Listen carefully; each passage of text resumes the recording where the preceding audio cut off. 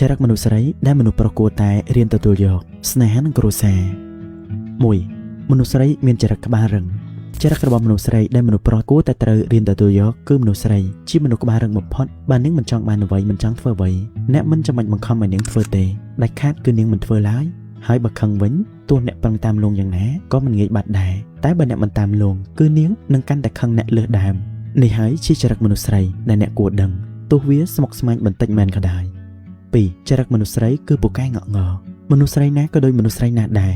ហេតុនេះហើយបើអ្នកចង់បានសង្សារអ្នកត្រូវត្រៀមចិត្តនិងត្រៀមខ្លួនក្នុងការតាមលងលោកមនុស្សស្រីដែលអ្នកស្រឡាញ់ព្រោះថាមនុស្សស្រីជាមនុស្សពូកែងក់ងខ្លាំងណាស់រឿងមិនគួងក៏នាងអាចងបានដែរ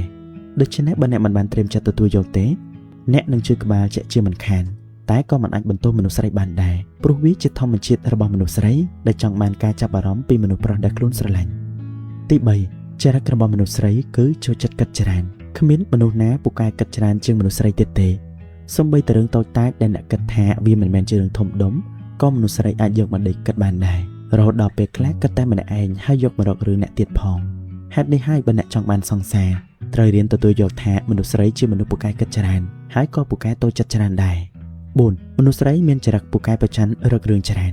វាជាធម្មជាតិរបស់មនុស្សស្រីដែលមានចរិតពូកែប្រច័ណ្ឌនឹងរករឿងហើយអ្វីដែលមនុស្សស្រីធ្វើក៏ព្រោះតែស្រឡាញ់និងខ្លាចបាត់បង់អ្នកដែរដូច្នេះអ្នកគួរតែរៀនទទួលយកនូវចរិតដ៏គួរឲ្យធុញទ្រាន់របស់មនុស្សស្រីព្រោះមនុស្សស្រីណាក៏មានចរិតនេះដែរគ្រាន់តែមនុស្សស្រីខ្លះមានតិចនិងមានច្រើនតែប៉ុណ្ណោះតែតាមទង្វើរបស់អ្នកជាមនុស្សប្រុសធ្វើ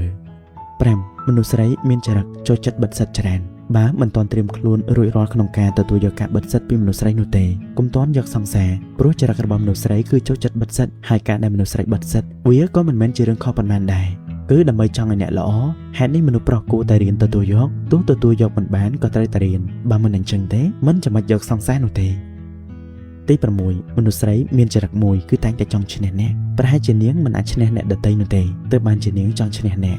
ប្រុសត្រូវដឹងថាជីវិតគូគឺជាមិនផុតពីការឆ្លុះប្រកែកគ្នាតតែងគ្នានោះទេហើយរឿងដែលមនុស្សប្រុសត្រូវដឹងបំផុតនោះគឺមនុស្សស្រីរាល់ពេលដែលឆ្លុះគឺតែងតែចង់ឈ្នះមនុស្សស្រីតែងតែគិតថាខ្លួនត្រូវគ្រប់ពេលដូច្នេះបើអ្នកជាមនុស្សប្រុសមិនចង់ឲ្យមានរឿងវែងឆ្ងាយអ្នកត្រូវរៀនទទួលយកថាគ្រប់មនុស្សស្រីគឺតែងតែចង់ឈ្នះហើយអ្នកជាមនុស្សប្រុសក៏ត្រូវតែរៀនចោះចាញ់